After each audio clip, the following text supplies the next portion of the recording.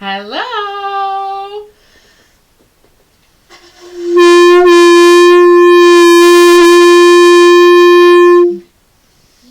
Welcome to the Story Laboratory. I'm Hildy. This is Storytime with Hildy. It's early March, and today we've had sun, rain, gale force wind, and a little bit of hail. It's one of those days when the weather is changing from moment to moment. Sunshiny shower won't last half an hour, so my grandmother used to say. Another grandmother saying about the weather is, and this is a real grandmother says this, if you look up in the sky and there's enough blue sky to cut yourself a pair of underwear, then it's going to clear up. I don't know what you think of that, but it's definitely one of those days when the wind is shifting everything around and animals get all stirred up. Do you ever see the animals, how they are when it's windy and wild out in the spring weather? They just get all frisky. And we feel kind of frisky too. I wanted to show you guys my story laboratory. My studio audience wanted to see you today. They got a little frisky in the wind, I must say, these three. Or are there more? What? And something's happening with those two in the back there. They might be having a little snake trouble. And this is topical because it's related to our story. And it is, I feel this story has a bit of spring energy. I feel like things are getting blown around and shaken up in this story. Wait. Oh, we have a question from the studio audience. No. Oh. It's also part of the studio audience. This small corgi is also part of the studio audience today. You know, you can never leave out the corgis. They're very important. Okay. This is a story called I Know Where Snakes Sleep. Okay? I Know Where Snakes Sleep by Hildy Festerling. That's me. Daddy showed me a picture of a lot of snakes coming out of a cave. He said those snakes sleep together in that cave all winter. But Daddy does not know where snakes really sleep. I know where snakes really sleep. Snakes sleep in grease. Grandma has a big barrel of grease in her motorbike shop, and they are all in that barrel, just going all around. They are too sneaky for Grandma to see them when she goes to get grease for her motorbikes, but I know they are in there. I want to go into the motorbike shop. Grandma has a whole wall of all kinds of wrenches in there. She even has a monkey wrench. Grandma thinks I am scared of her noisy electric saws, and that's why I won't go into her shop. She doesn't know that the snakes are the real danger. When I am a grown-up, I will have my own electric saws and electric drills and electric wrenches. I will just press the buttons and get them going, and then I will fix anything. Whenever something breaks, I will just fix it, even if it is metal or plastic, even if it has a battery, and I will make anything I want. I will even make a motorbike and a roller coaster. Every day Grandma comes in and she washes the grease off her hands to eat lunch. And I ask her, did you catch a snake today, Grandma? And she always says, not today, but when I catch one, you'll be the first person I tell. One day she took me out to the shop and showed me a grease stain in front of the shop floor that was shaped just like a snake. That night I couldn't sleep. Every branch outside my window looked like a snake in the sky. But I know snakes can't fly. And that's when I got to thinking about what snakes can do and what they can't do. Snakes can't... What if the studio audience has a question? Studio audience has a question. Mm-hmm. Can snakes really fly? Because I know that a lot of creatures like flying squirrels, they can fly, so... Even flying squirrels can't exactly fly. They just glide on the wind. There may be some kind of snake that glides on the wind. I do not know. Snakes gliding on the wind. Did you all hear that? So there's a question. So to the best of my knowledge, no snakes can fly, but some snakes may do good jumps. But what we know is snakes can't work wrenches very well. They're too slippery to really grip them. I feel bit bad for the snakes. Maybe they are just waiting around the workshop to see if Grandma will get a wrench that snakes can use, and she'll just leave it lying around and the snakes can get it. I decided to make a wrench for the snakes. Maybe once they get a good wrench, they will take it and go to their own workshop in that cave and leave Grandma's workshop alone. So I took some tinfoil and my hammer. I banged the tinfoil until it was in the shape of a twisty wrench for snakes. I asked Daddy to put it in the oven to make it really strong. Then I got busy having lunch. Just before bedtime, I remembered the snake wrench. I got it out of the oven and I went outside. It was just light enough to go out. It was real quiet out there. So I took the snake wrench out and I put it on the ground, right in front of the big metal slider door to the shop. Just then I heard a weird sound from inside the shop. I couldn't tell if it was hissing or just Grandma using her blowtorch. I turned around and ran all the way into my bed. The next morning, I got up and went right outside to the door of the shop. The snake wrench was gone. I thought maybe the snakes had taken it off to their cave. So I went right up to the door and I looked in. But then I saw the grease barrel. It was so tall with grease dripping all down the sides, and I thought there must be more snakes in there. Maybe some snakes had taken that wrench, but there were probably still a lot more still all around in there in the grease. And I ran back to the house and I felt like the snakes were coming just behind me.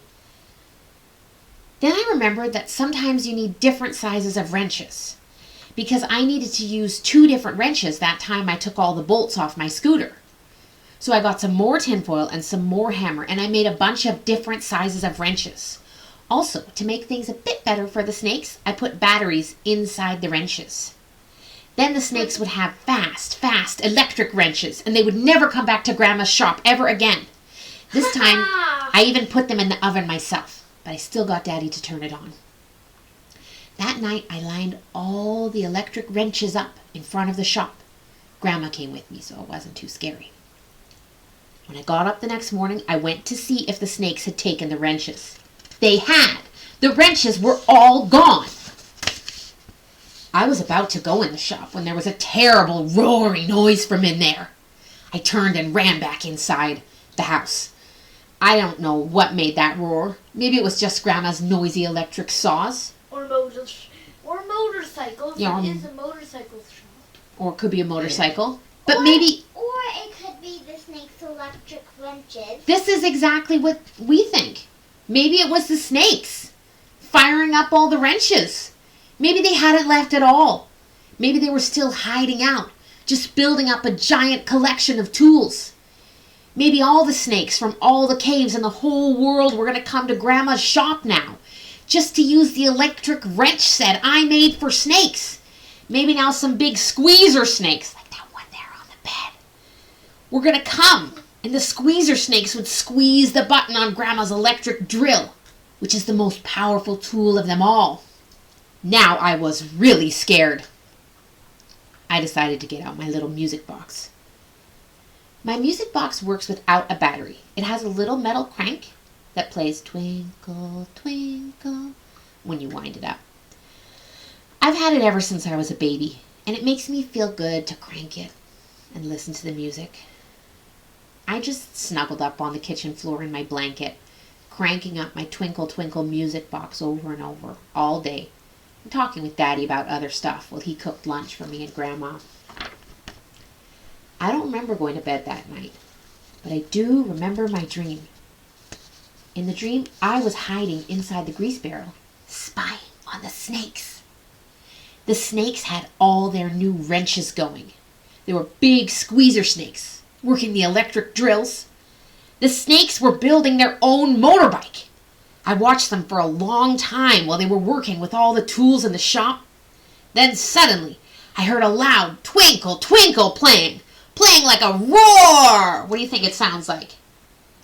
Twinkle, twinkle. You guys do it. Twinkle, twinkle. Yeah, like that. It's probably your music box. No, The snakes had used my music box for the motor of their motorbike. They wound up the crank. It's kind of Felix. He doesn't actually have a motorbox. They wound up the crank, and they all climbed onto that motorbicycle and vroom, out of the shop. When I woke up, I was in my own bed. I looked everywhere in the bed, but I couldn't find my music box. I went outside. Grandma was wheeling the grease barrel out of the shop on her wheelie cart. Grandma, what happened to your grease barrel? Grandma made a weird face, like this.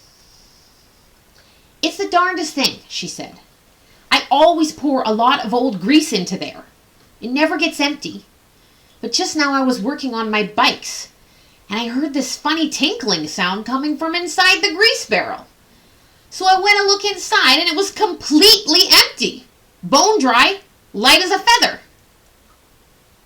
She tapped on it, and it made a hollow sound. Maybe it's leaking somehow, Grandma said. Anyway, time to get rid of this old thing. My stomach did a little...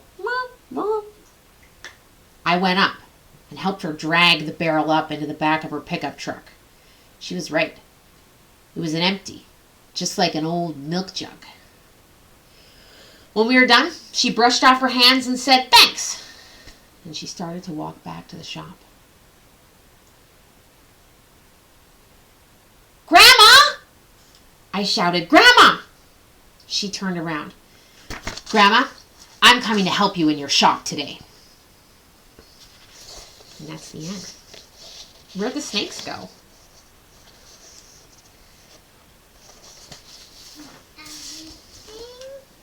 There she was hoping. Went off? Yeah. Well, at least one of them is here in the studio. No, what I think Okay. is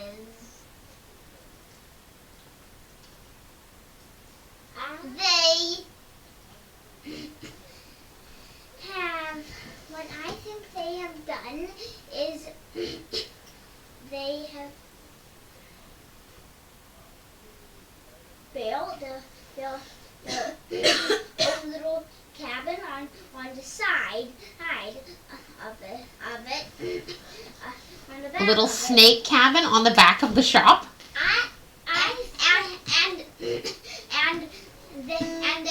And they're just like, well, gonna high power this so it sounds louder. They're going to power up the music box so it's really loud.